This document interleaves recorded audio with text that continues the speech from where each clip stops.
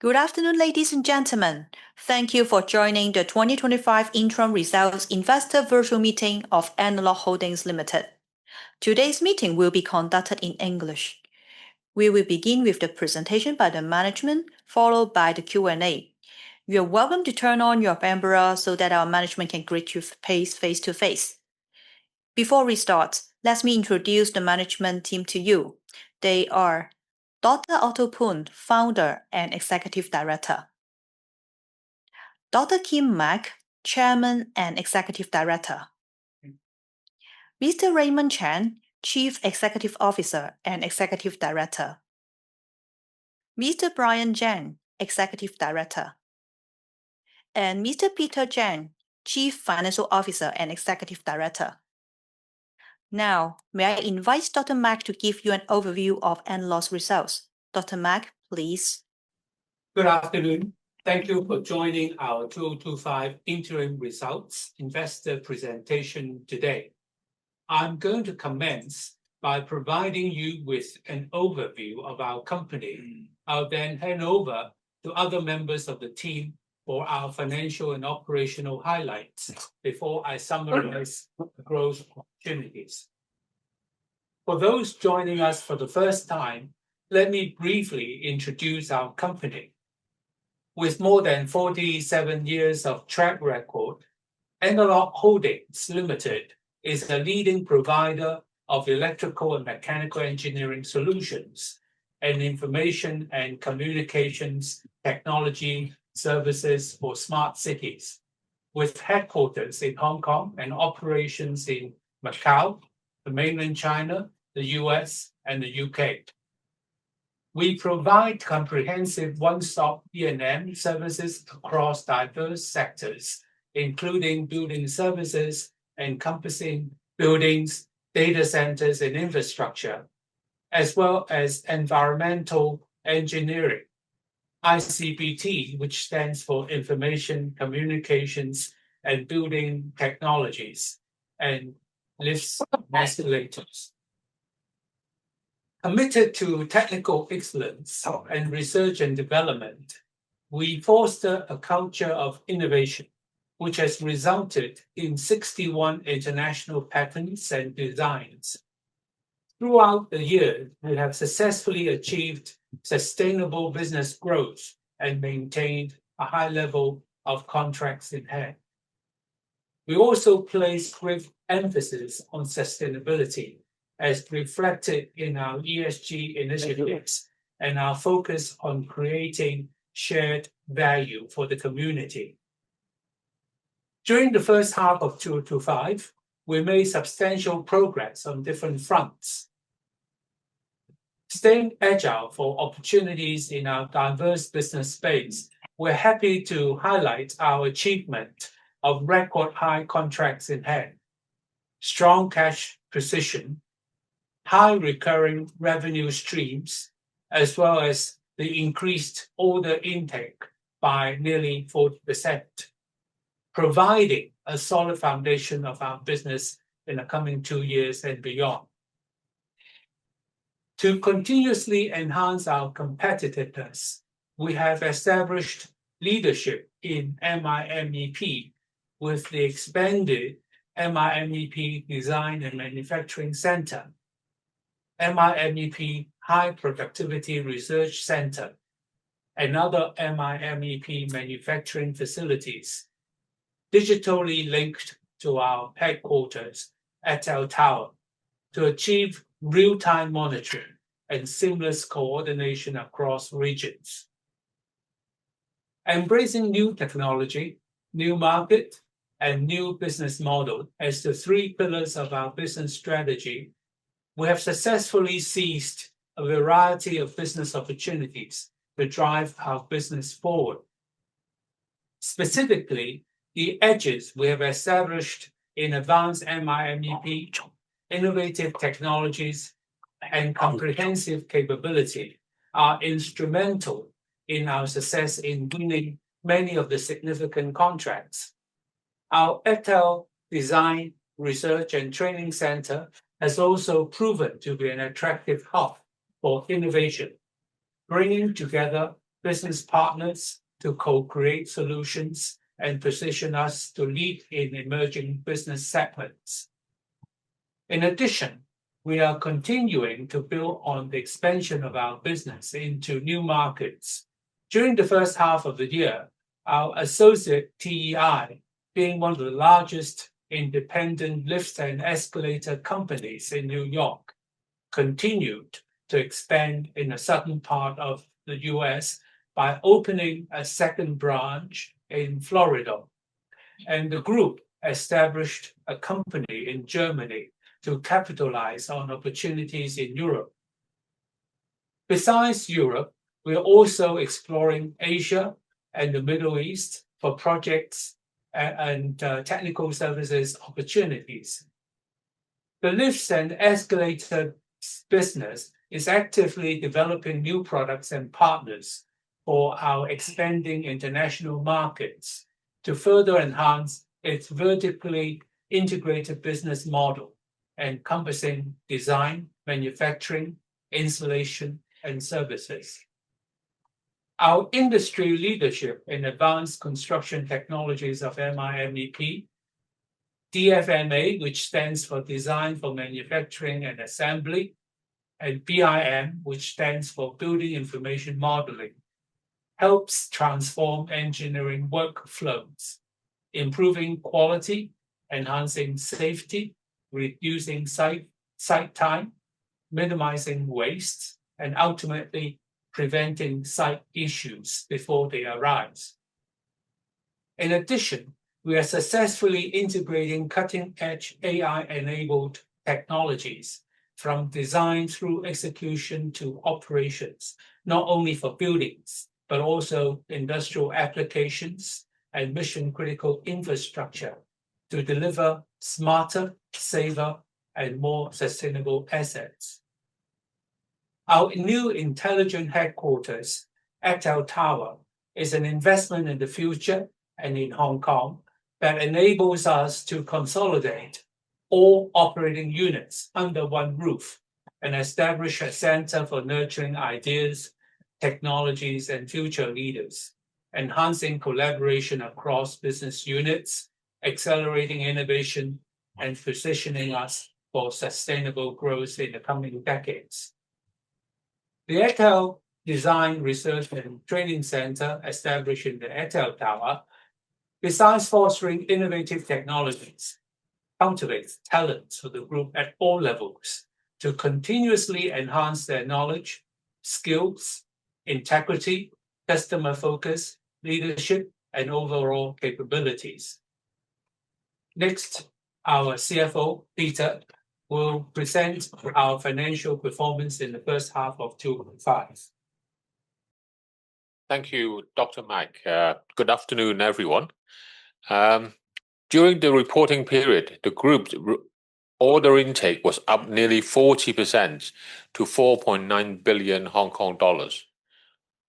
Contract in hand hits a record high of 13 billion dollars, up over 11% year on year.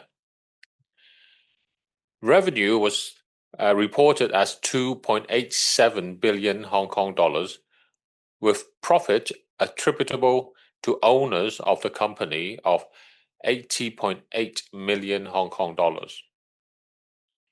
We had bank balances and cash of around 1.14 billion Hong Kong dollars and a low gearing ratio of 19.5%.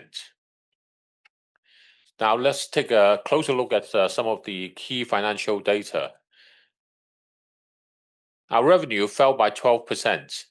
That's mainly due to the timing and phasings of projects across the business. The decrease in revenue in the business services segment was partially offset by the higher revenue in environmental engineering and lift and escalator segments. Gross profit was slightly higher than in the same period last year, reaching 484 million Hong Kong dollars. The gross profit margin was reported at 16.8%. This increase was mainly due to the environmental engineering segment.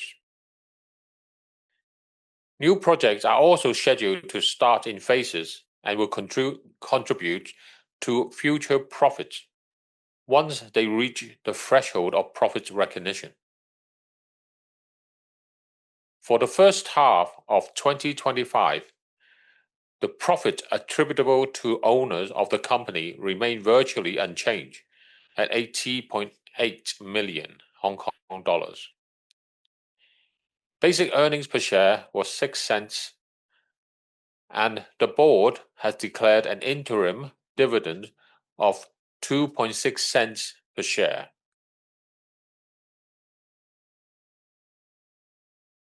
Let's look at some of the revenue breakdown of our business.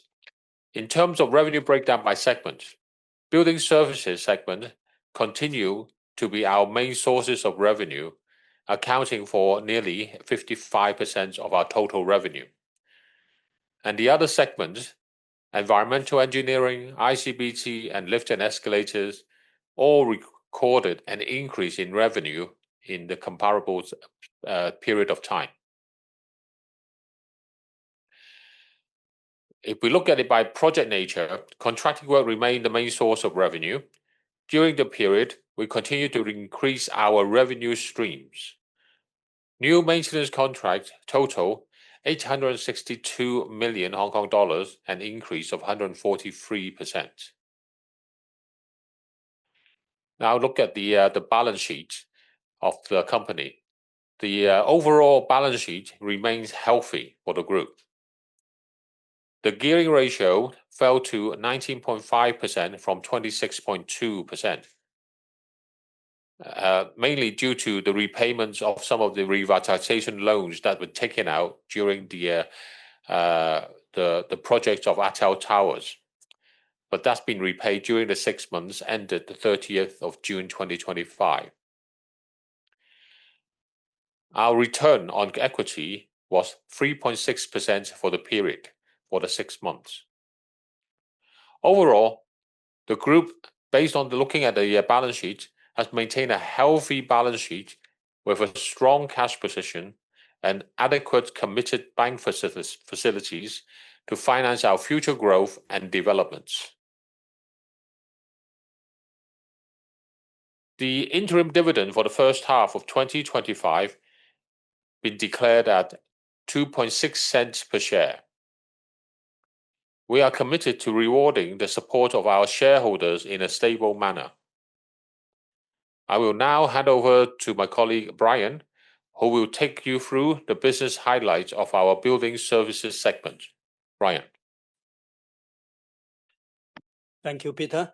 Good afternoon, everyone. For building service, in the first half of 2025, we continued to strengthen our order intake in the building service segment, which reached 3,400 million. This is an increase of 80%. Overall, the building service segment achieved a high level of contracts in hand of 6,900 million. This provides a solid business foundation for the next 2 years and beyond for the building service segment, which continues to be the group's main source of revenue. As Dr. Matt mentioned, our lead in the advanced construction technologies of MIMEP has helped us further enhance our competitiveness. We developed our own MIMEP methodologies and solutions for streamlining production and management. We also set up modern manufacturing facilities and the MIMEP Design and Manufacturing Center and the MIMEP High Productivity Research Center in Zhuhai, along with our other MIMEP manufacturing sites in Hong Kong. To ensure quality and facilitate seamless coordination across the regions, a real-time high-resolution remote monitoring system has been set up for this MIMEP facility to be monitored from our headquarters at Atel Tower. Our leadership in MIMEP has led to significant achievements, including securing a landmark MEP package contract for a Grade A office building at Caroline Hill Road in Causeway Bay. With the highest level of MIMEP application at 85% for a commercial development. Through our systematic decision-making methodologies and quality assurance techniques, we are able to ensure win-win benefits for various stakeholders and to enhance quality and productivity. With this advanced technology, we are also able to address common pain points in the traditional work culture of the local construction industry, such as tight schedule, difficult site environment, and demanding work hours. Our comprehensive capability across diverse areas allow us to benefit from changing market trends in areas such as hospital, infrastructure, data centers, public and private housing, universities, and commercial development. Among our varied projects in this segment, we secured public housing projects that address community needs in many districts, including Kwun Tong North, Phân Lan, Southern, and Kwai Chung. There are some more projects, including Khai Dat and Dong Chung. In terms of data centers, we secured a data center fitting out work for a major data center service provider in Tseung Kwan O. And as for hospital, we were awarded a contract to work on the expansion of building at a major hospital in Lai King and also North District. We have also been awarded a diverse range of commercial developments, including development projects in Causeway Bay, Central, West Kowloon, and Dong Chung. On the private housing side, we secured a range of contracts, including projects in Dong Chung, Jordan, and Wang Bao. In addition, other projects including resident, student hostel, and academic buildings at various universities and Hong Kong International Airport's free runway system for the modification of the North Runway. Across other regions, we have also been awarded a diverse range of projects, including a mega integrated construction project, a podium construction project in Shanghai, as well as a significant hotel project in Macau. I will now hand over to Raymond, who will present the performance of our other business segment. Thank you. Okay, thanks, Brian. Good afternoon, everyone.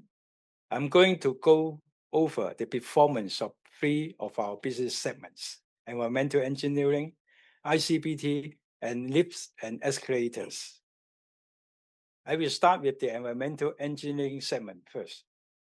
Contract in hand remained at a similar high level to the year before, total 4.6 billion Hong Kong dollar. Segment revenue reached 717 million in the first half of 2025, as an increase of 15.5%.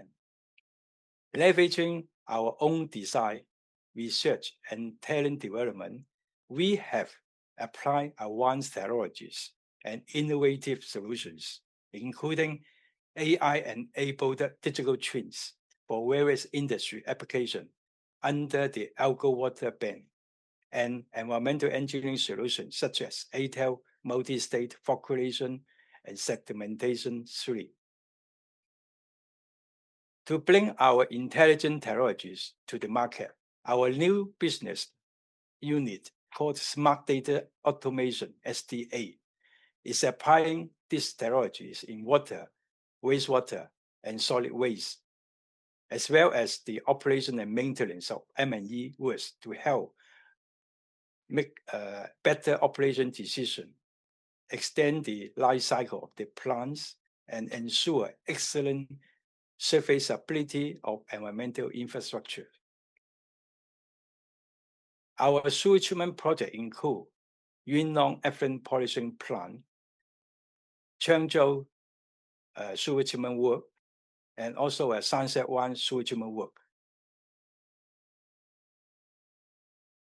Their signature flood prevention projects is the Barrage and Lala improvement scheme in Yunnan. In water treatment side, our projects include the in situ reprovisioning projects in Shatin water treatment work, and also a pilot plant in Chunwan water treatment work using ceramic Mingbing. In landfill project side, lead trade treatment work in West Liu Territory landfill extension, and also Northeast Liu Territory landfill extension. We are also working on gas treatment projects, such as the West Liu Territory landfill gas power generation phase 2 development. We also have other notable mechanical handling projects, like the supply and installation of a laundry surface system for garment sorting and finishing at someone laundry plant. The supply and installation of automatic storage and transportation system for the Hospital Authority Service Center. In addition to contracting works, O&M projects contribute to our recurring revenue include the food waste pre-treatment facility in Tai Po, and also the food waste treatment facility in Shatin sewage treatment work. The Organic Resources Recovery Center at OPAC 1, and also Pillar Pond and Sunway sewage treatment work, and also the Sunway sewage treatment work. There are projects in mainland include wastewater treatment plant at Chengdao, and also a combined heat and power generation at Shanghai, Chongmingdao, and also Chengpu. We also have overseas projects, including wastewater treatment plant in Nepal and also in Croatia. Turning to our ICBT segment, contract in hand were Hong Kong dollar 863 million. Total revenue increased by 2.7% year-on-year to 303 million. Leveraging our own R&D, design and talent development, the green and intelligent building solutions offered by the ICBT segment use a range of information and communication technologies. This allows us to meet the growing demand for smart and digital solutions. We are also actively collaborating with leading manufacturers around the world in mainland China to expand our technology reach. The ICBT segment is committed to innovation, building smart and connect urban environments, and improving how people live, work, and interact with the world around them. Our technical deployment capabilities are demonstrated by the supply and installation of a variety of advanced technology in signature projects, including commercial and development projects in Causeway Bay, West Kowloon, and Central, and also in Collie Bay. And also, yes, and the signature infrastructure project also include Terminal 2 of Hong Kong Airport for supply and installation of smart washroom system and also associated equipment. Hong Kong Zhuhai Innovation and Technology Park for the supply and installation of BMS, ICT, and also smart systems. And the automation vehicle clearing system at Zhuhai Bay Control Point. In addition, we work on public hospital projects, which include the supply and implementation of energy saving solutions, and also the supply and installation of BMS and security solutions. Moving to our lift and escalator segment, contract in hand rose by 6.1% up to 708 million. Thanks to our success in securing major projects in Hong Kong and other projects in UK, our total revenue grew 21% year-on-year to 289 million.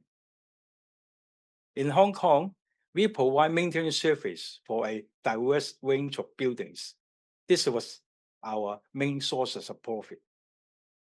Our factory in Nanjing, mainland China, has streamlined manufacturing process, expanded product offering, and enhanced product quality.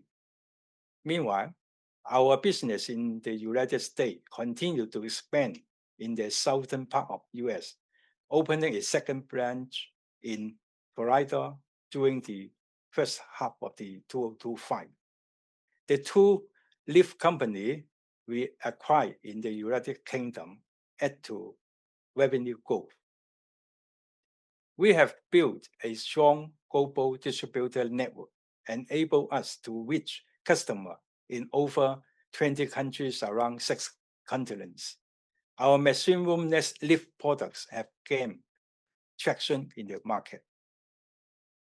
The diverse projects we complete in Hong Kong include the headquarters of ATL Tower, a data center in Kwai Chung, a vehicle showroom, and also a private residence in Kowloon City. And there are joint user government office building in Tseung Kwan O. The provision of universal accessibility facilities, including footbridge, elevated walkways, and also subways, a public housing in Sha Tin. We have also extended our reach to automatic parking system and work on the project in Tsuen Wan and also in Kai Tak Inland Revenue Tower.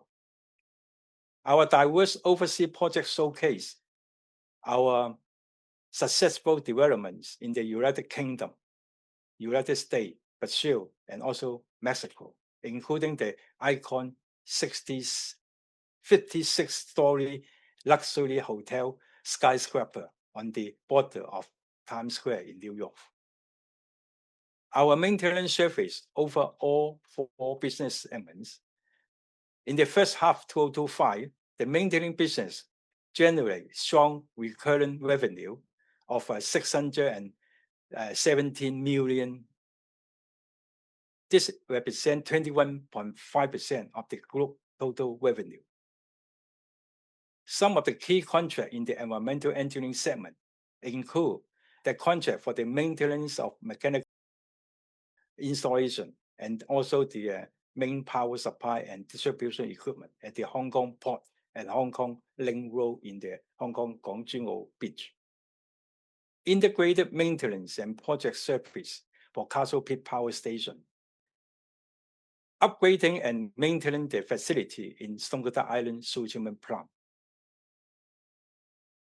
And also a D&B contract for landfill gas power generation facility for Phase 2 in West WENT landfill site for gas generation. A term contract for maintaining Phase 1 to maintain Phase 1 of the on-site chlorine generation plant for the water supply department. Other key contracts in building service and ICBT segment include maintenance contract with the Hong Kong Housing Authority for the fire service installation and water supply system in the number of districts. Maintaining contracts for chiller replacement work at MTR stations, and also maintenance service for the automatic vehicle clearance support system at the Hong Kong Port and also Shenzhen Bay Control Point in the Hong Kong Kong Chuen O Beach. Some other notable contracts in the lift and escalator segment include management, operation, and maintenance of the central to mid-level escalator and walkway system. Maintenance of the lift and escalator system at Ocean Park and Hong Kong Science Park, and also the maintenance of the lift system at Kowloon East Region Headquarters, and also operational base Lau Tau Kok District Police Station. I will now hand over to Kim, who will present the market outlook and also our growth strategies. Thank you, Raymond. Notwithstanding the changing landscape around the world and in Hong Kong, we continuously build on our core strengths and drive innovation for quality, to enable us to stay ahead in the market. Distinct from our peers, we are not only a leading provider of E&M engineering solutions, but also ICT services for smart cities. Our wide base of business and comprehensive capability allow us to capture shifting priorities in diverse sectors, including smart and digital solutions, data centers, environmental engineering and climate solutions, hospitals, and housing. Financially, our strong cash position allows us to take on additional work as appropriate and capture valuable opportunities arising in the market. On the business front, we are extending our comprehensive vertically integrated business model of lifts and escalators with more products and partners, as well as expansion into the southern part of the US. Additionally, the new maintenance contracts for infrastructure, housing programs, and lifts and escalators will enhance our recurrent maintenance revenues. We will continue to drive innovation to enable the group to lead in emerging market segments and to meet evolving market demands. In particular, we've established a lead in the advanced construction technology of MIMEP, DFMA, and BIM with our own methodology to create distinctive customer value and help transform the industry. We're also integrating cutting-edge technologies throughout the entire project cycle to deliver smarter, safer, and sustainable infrastructure.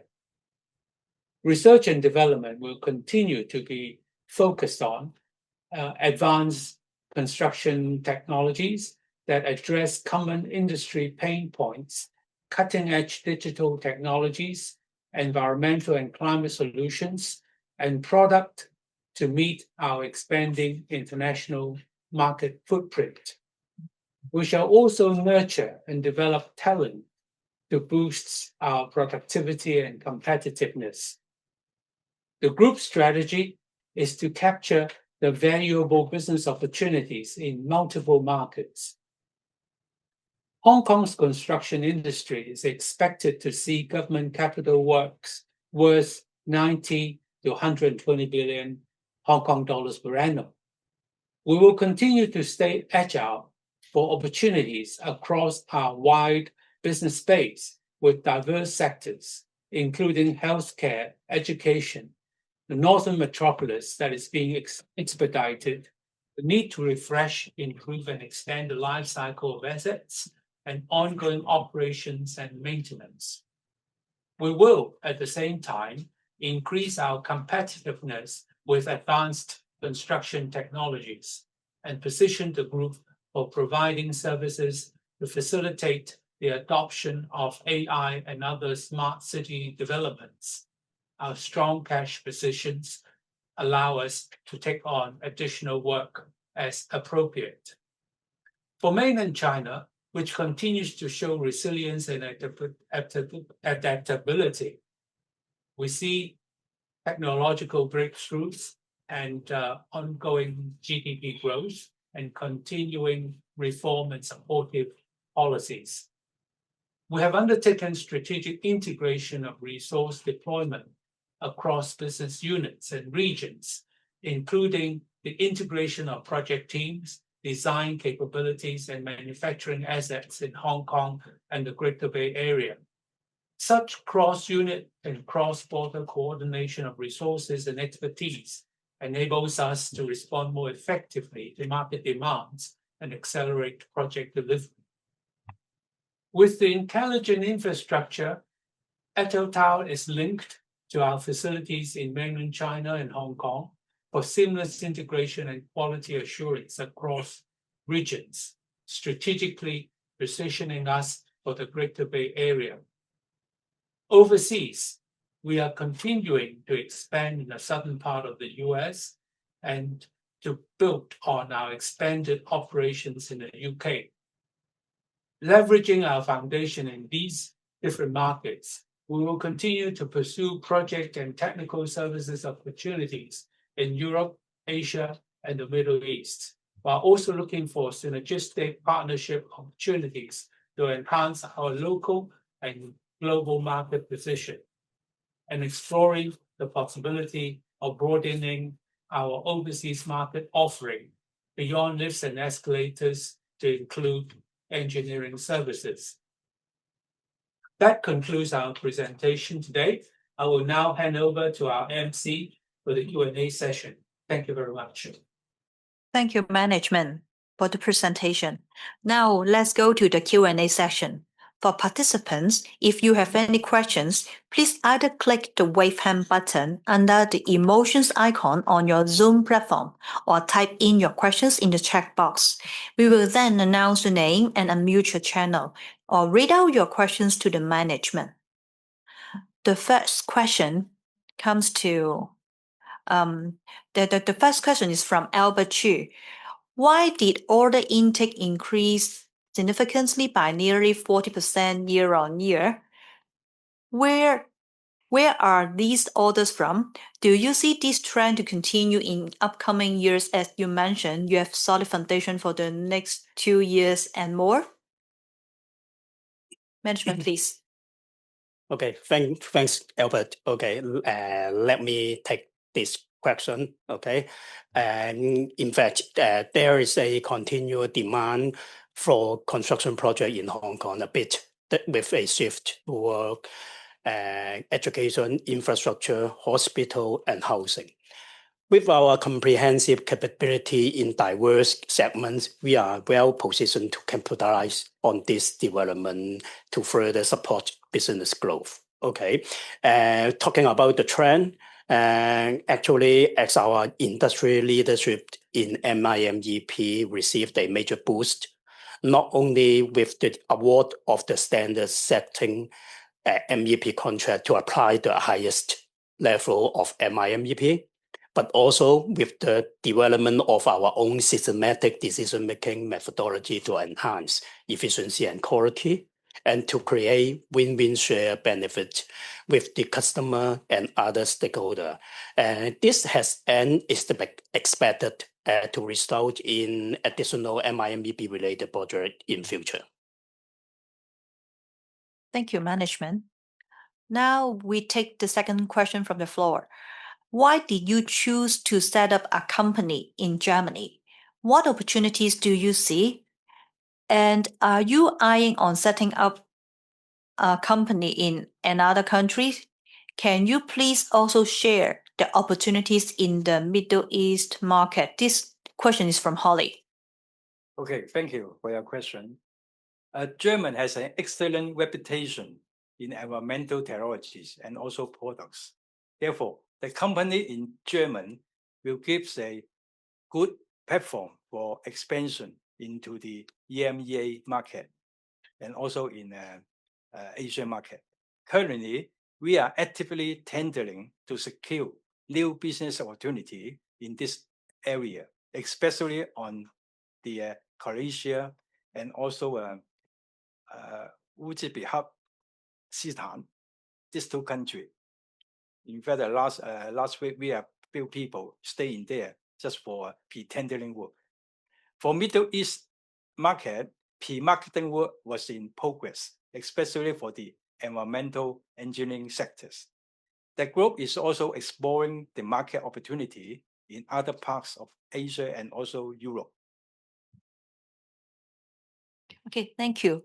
Holly has a follow-up question. How about UK? What were the growth drivers for the UK market? Can we expect this growth trend to continue in the next 2 years? And will you increase your investment in the UK to maximize the returns? Shall I take this? Yeah, okay. Let me try to help to answer this question. I think here's that we started our footprint in UK back in 2021. So this is relatively a new market for us. So and we in 2023 acquired 2 companies. So we are seeing the growth in the last 2 years because due to the startup and then 2 new companies that we acquire.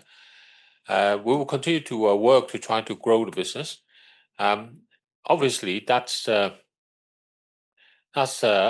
it's very project based, so there is timing and phasings of projects. In addition, it also depends on the UK economy and the environment, the business environment, etc. So, okay. Thank you, management. For participants, if you have any questions, you may click the wave hand button under the emotions icon or on your Zoom platform or type in your questions in the chat box. Here is a question from Jeffrey Tam. Given the forecasted downturn in the construction industry with the number of private projects decreasing, what strategies do you have to navigate these challenging environments to maintain stability? Well, notwithstanding what the question referred to, the market in Hong Kong actually remains quite active, with government capital works alone accounting for $120 billion of investment per annum. There are many drivers, including health, education, the northern metropolis, and so on. But there are other drivers as well, including the need to extend life cycle and even ongoing O&M. Now, this is evidenced by our record high contracts in hand. Significantly, you can see that the new contracts that we successfully secured came from a diverse a number of sectors, including Macau hotels, data centers, environmental engineering, technology service, and lifts and escalators. In fact, we stay active in tendering throughout the first half of the year, and many of the submitted tenders are due for announcement in phases later.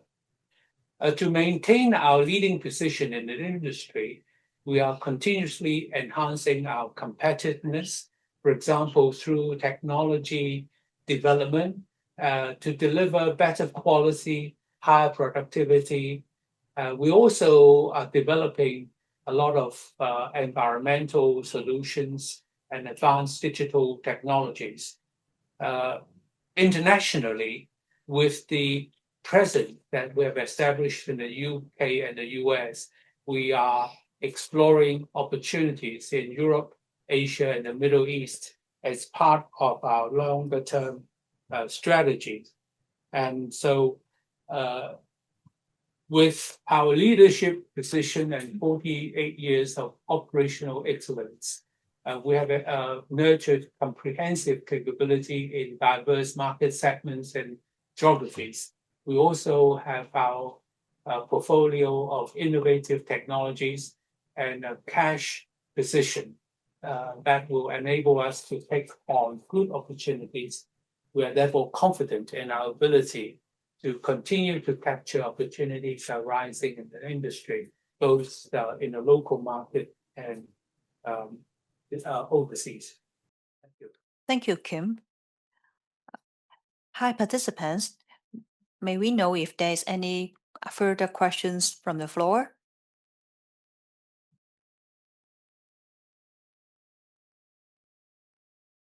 Oh, there's a question from a participant.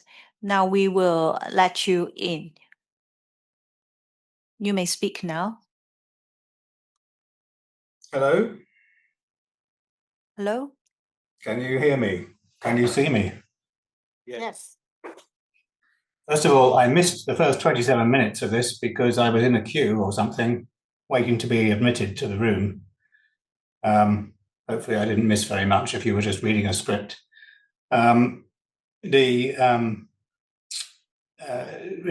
see any commentary in the results, so I've only had a look at them for about 10 minutes because of they only just came out, on Nanjing Canatal.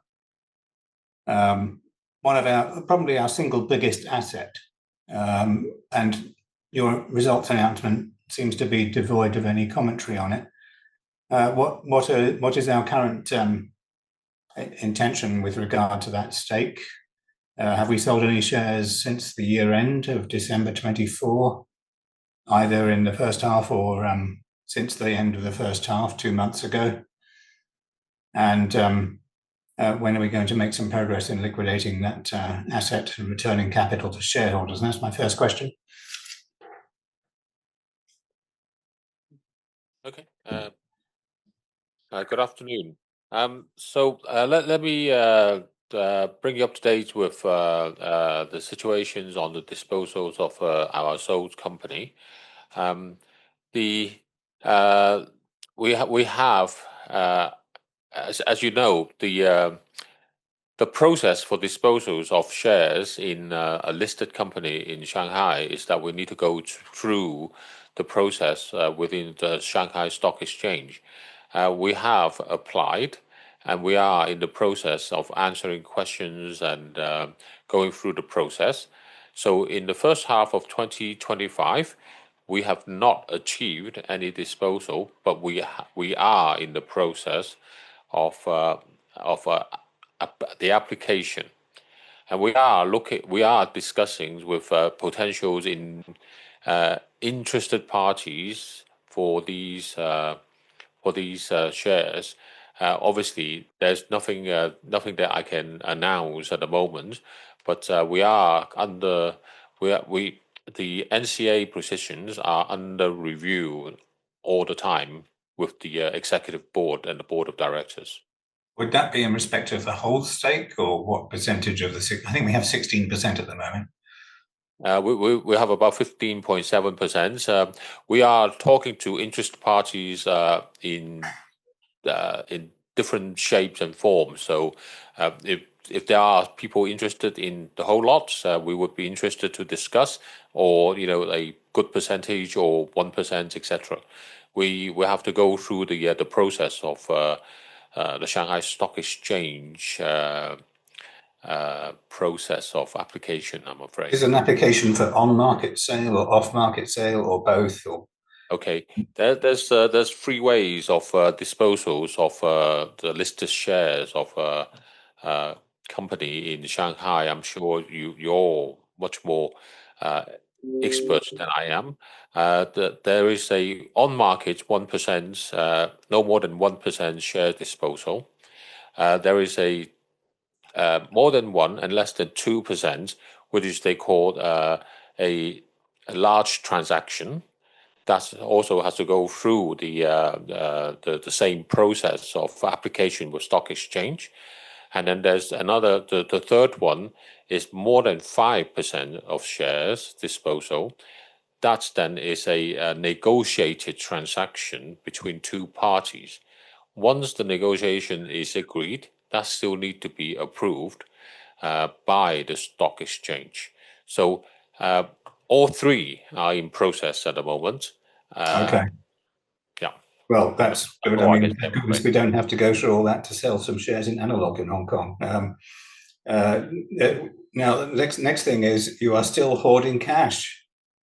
Peter, you've got your net cash has gone up by about $200 million since the year end, I think, if I subtract the debt from the cash in a rough calculation. If you had enough at the year end, why do you need another 200 million of cash now just to flex your muscles for potential customers, given that we seem to be winning tenders at a reasonable rate anyway?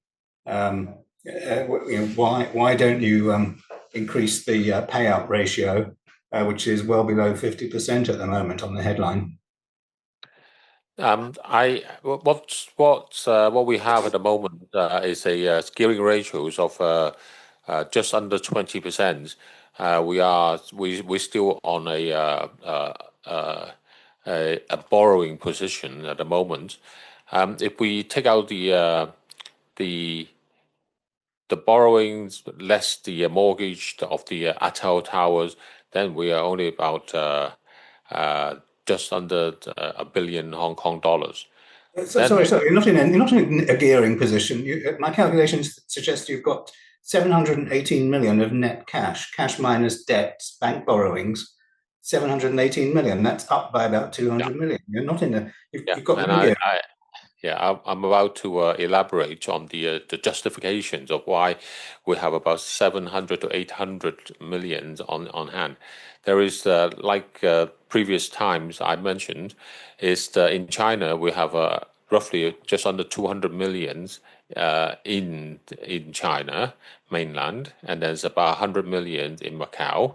And then the rest of that is 600 million is working capital required for running the business.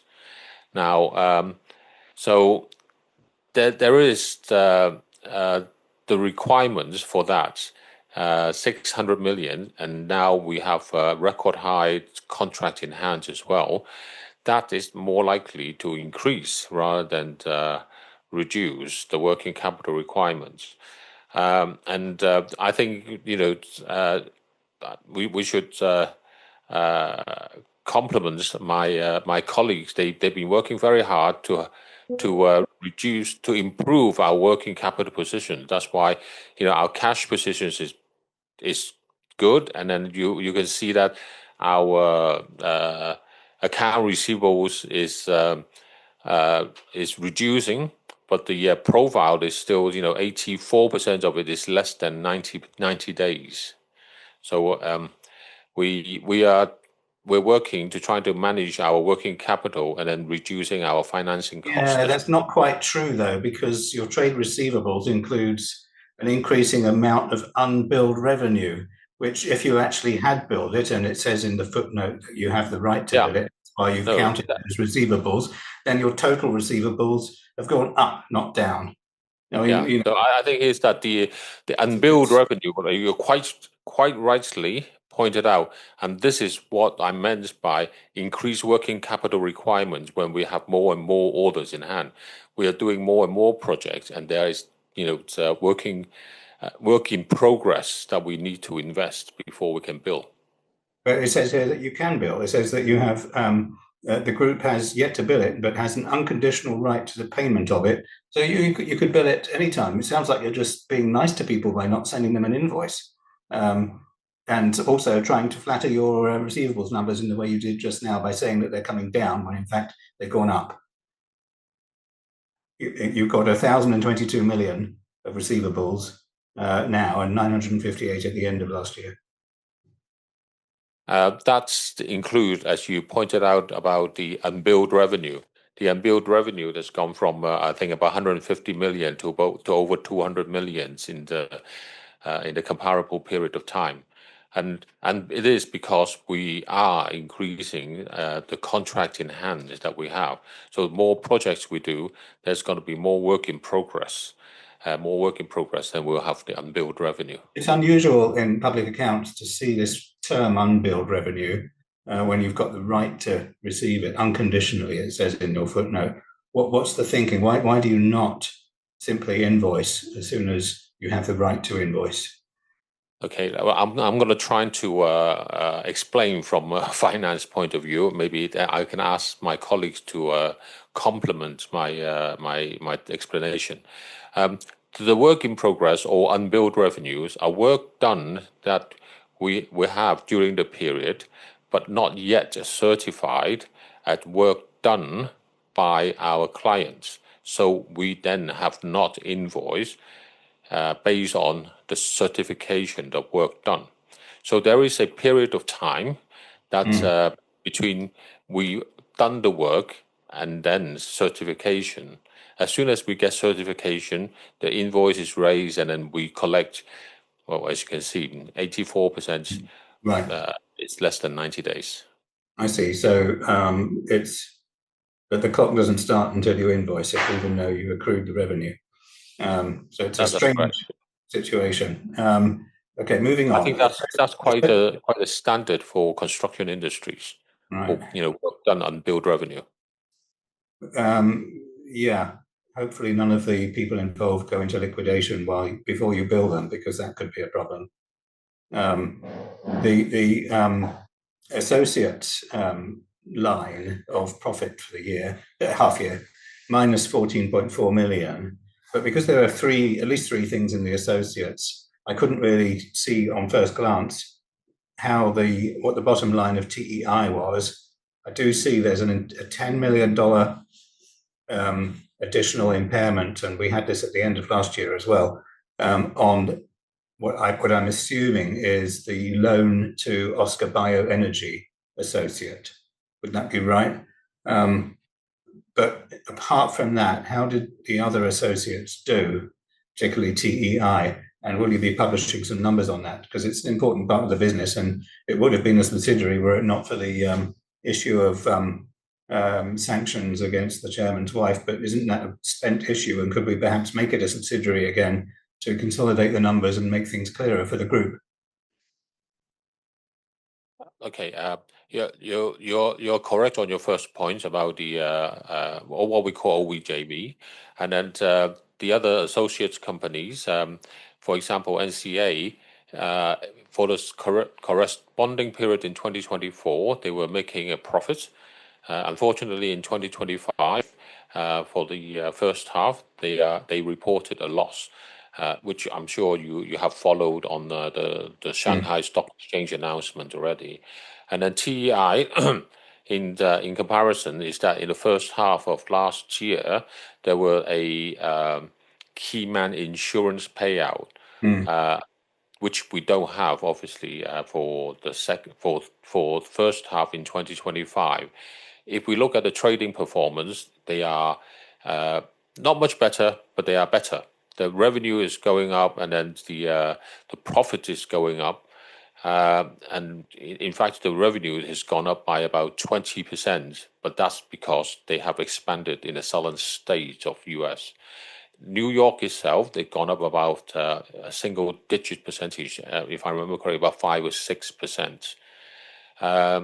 So the associates, I think, unfortunately, NCA has gone from profit to loss, and then the 10 million that you mentioned on OBJVs, and TEI is as we highlighted the last 2 or 3 times, they are returning to profitabilities, and they are expanded into southern states, and they are growing well. What was our share of TEI's profit or loss this half year then? Sorry, can you repeat that question? In these results, what was our share of TEI's profit or loss? It's about 15 points, nearly 16 million Hong Kong dollars last year. This year, I think it's just 1 million, I think. About 1 million positive or negative? Hong Kong, yeah. Because there's a 15 million key man insurance. Yeah. So it's about plus 1 million for TEI, and then minus 4 point something million for Nanjing Canatal, and minus 10 for Oscar Bioenergy. Is that roughly the breakdown? That's roughly it, yeah. Yeah.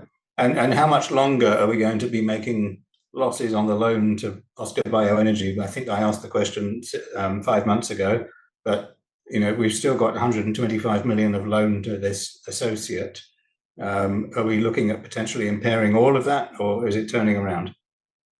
I mean, it must be quite bad if we have to impair it rather than just wait for repayment. Okay, and I think is that I will try to answer the. You are correct. You asked the questions 5 months ago when we looked at 2024 annual results, and the notes on the annual report on page 137, note 19. It's Roman numeral 5. It talks about the 131 million Hong Kong dollars bank loan, and we made just another 10 million in the first half. So far it's 141 million, and then we are now currently renewing processes and equipment to improve the performance of the project. But the receivable, the loan receivable is if I'm right, is 131 at the end of last year, and we've just impaired 10 million of that. Is that right? So it's now down to 121 million. No, Yeah, it's but- 131 plus 10, so it's 141.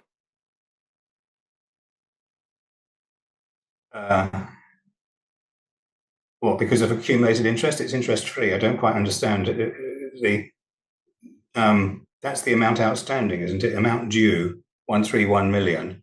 And are we just impairing 10 million of that and saying we're reducing the book value of that loan to 121 million? Okay, I think here's that the group share post-acquisition, the losses of approximately 131 million.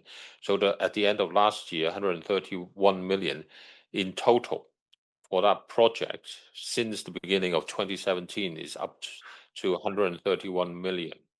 The 6 months in 2025, there's an additional 10 million loan that we have written off. So it's now right. 41 because of the internal losses, because of our share of the losses of the JV. That's 141 million is our share of the JV. So the amount due from an associate, which was 131 million, what is the actual amount of that? I mean, it's only being recognised as the losses accumulate. What is the actual into our shareholder loan to this JV? The 131 million, the shareholder loans, all of that has been written off over the period. Yes, but what is the total amount of the shareholder loan? How much worse can this get? To the end of June 2025, it's 141. The 131 plus 10 more. We're not lending new money to it, are we? We are funding this JV in the tune of 141 million, and we have written it off. Oh, so we're still pumping cash into this JV. And as I said earlier, we are renewing processes and equipment to improve the performance of this project. Is there any end to this? I mean, is there any cap on the partners' potential commitments to this JV? Could it be 500 million one day, or is there a limit on the joint venture by contract? A point at which we can walk away and say, enough of this. We don't need to be involved in bioenergy. It just didn't work. I think we have contractual obligations to perform this contract. It's a contract with whom? Is with the government, or who's the counterparty? It's with the government. It's the EPD, the Environmental Protection Division, I think. And how long does it go on for? To 2033. 2033. And we are doing what for the government under this JV? Maybe can you explain what we're doing for the government? Okay, this Technical. is a Hong Kong government Environmental Protection Department projects, and this project we include design, build, and operate a plant for 15 years, and now it's in operation stage. As it is the first, this is an organic waste treatment projects. This is the first one in Hong Kong. I think there are many uncertain items because we need to treat the solid waste from outside to this plant. And during this few-year operation, it comes across a lot of problem because of the different nature of the incoming organic waste, or what you call it, kitchen waste.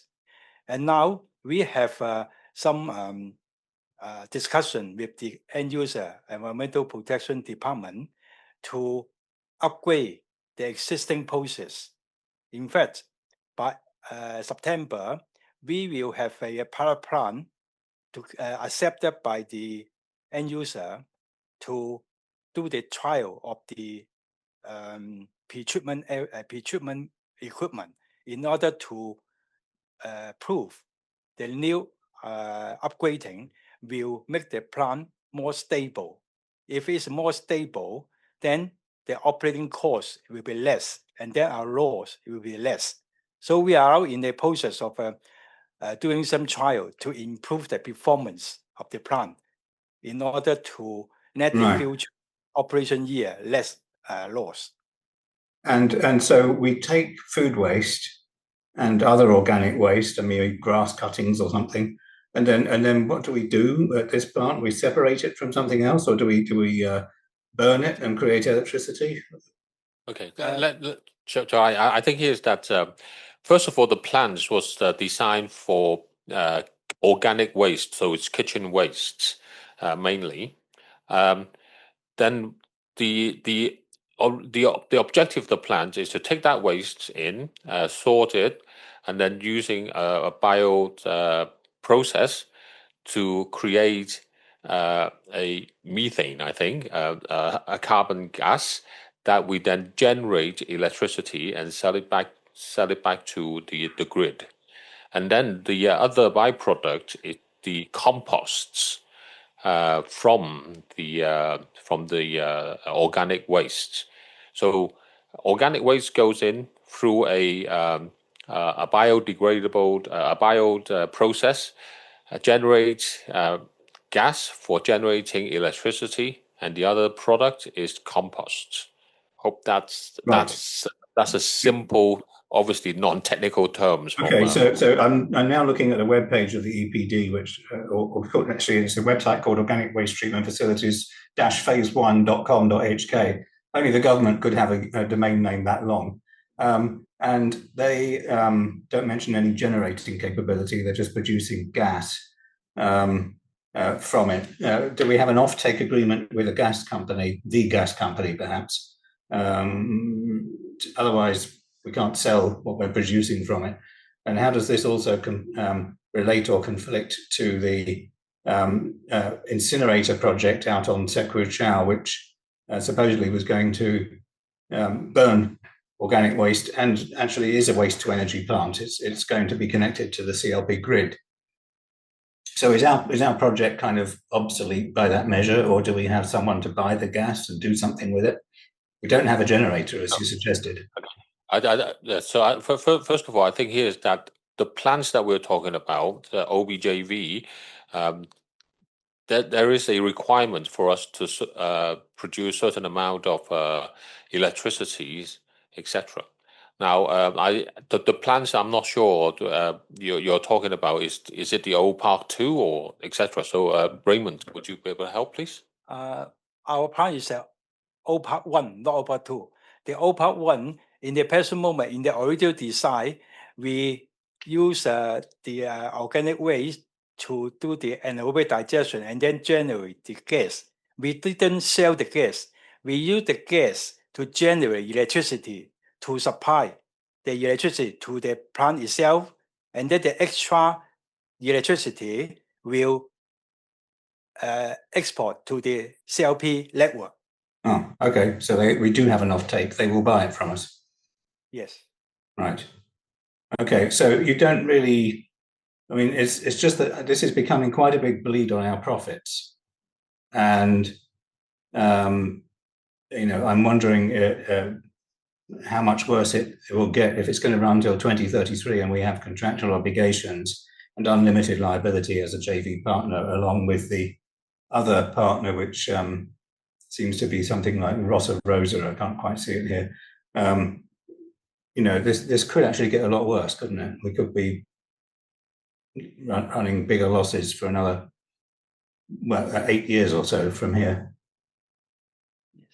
Okay. As Peter and Raymond explained, this is part of the renewal of equipment to improve the process. Right. Chip in on this project. It is a new process, very much new process to Hong Kong. And when we got this contract, we knew there's a certain element of risk involved in the coming of this the waste. We still take on this risk because of the fact that in the you may know that the food waste is a major problem in China, to the extent that recently the government prohibit government officials to go to banquets or any banquets. I think that was for corruption reasons, actually, but go on. So my understanding of the situation is that there is this is a pilot plant, and it's a new technology, but we have we had some problem with initially, and now we are rectifying the problems to the extent that we would have great opportunities in China to use this technology to develop the market in China and also in other parts of the world. For example, I was in England. I just came back from England this morning, and the sort of food waste is not only a problem for Hong Kong, China, and also in Britain and other parts of Europe. So I think we should take this project as a pilot plant to test the technology, and hopefully that will give us more business as a good source of technology to supply to different parts of the world. I assume the JV partner is providing the technology, Roka, is it? Yes. Yeah, so it's not our technology as such. We're licensing it from them. Are they taking license fees out of the JV? No. No. I think our original partner for this project was very difficult. They went into receivership, and we have to change the technology partner. So the technology as we derive from our joint venture partner was not perfect, and as a result of which that's all this upgrading what we're doing. So to really make it a more efficient, more reliable plant that could sell in Hong Kong and in China and other parts of the world. Well, okay, I hope it works out, but it seems to me that we may be overtaken by the incinerator, and the same in other markets, that if you can simply burn the organic waste and liberate the energy back into the grid that way, without converting it to biogas using anaerobic production and so on, you've saved one step. You can just go straight from food waste to energy through burning it, which is what's happening at Zet Kwu Chau, and may make this project rather redundant. That's my concern, because the government is involved in both projects, and Zet Kwu Chau is, a much bigger one. Their intention seems to be waste to energy directly, not by making biogas. And our project was contracted in 2015, probably before they got started on Zet Kwu Chau. For the Zet Kwu Chau project, it's not to treat the organic waste. Organic waste is the kitchen waste. It's different than the home garbage. It's totally different. So that the organic waste must be treated in the world by this anaerobic digestion to generate gas. Is the common practice all around the world. The main issue in this project in Hong Kong is that this is the first one, and the characteristic or the type of the organic waste is different than the other area. Different city, they have different type of organic waste. So in the present moment, we identify the problem of this plant already, so that we use some pilot plant to prove it, and then we will upgrade it later on. So you could not take kitchen waste and put it through the incinerator after it's dried out? Oh, all around the world, no people will put the kitchen waste to the incinerator. It wastes energy, because kitchen waste can generate electricity. That's what I mean, Raymond. That is what the incinerator will do at Zet Kwu Chau. It will take organic waste. It won't get much energy out of burning other stuff, but people's rubbish will get sent by boat to the island, and it will generate electricity straight into the grid without being converted to biogas first, which obviously takes extra energy. So in the present moment, Environmental Protection Department, they separate the organic waste and the other traditional solid waste to treat in different method. Yeah, I think maybe we need to talk offline about that. But it's yes, they're separating it, but they still are going to put organic waste through the incinerator. That is the whole point. It's high carbon. When you have food waste, when you have tree cuttings or whatever, all of that generates electricity in the incinerator. And I think that's probably overtaken this bioenergy project.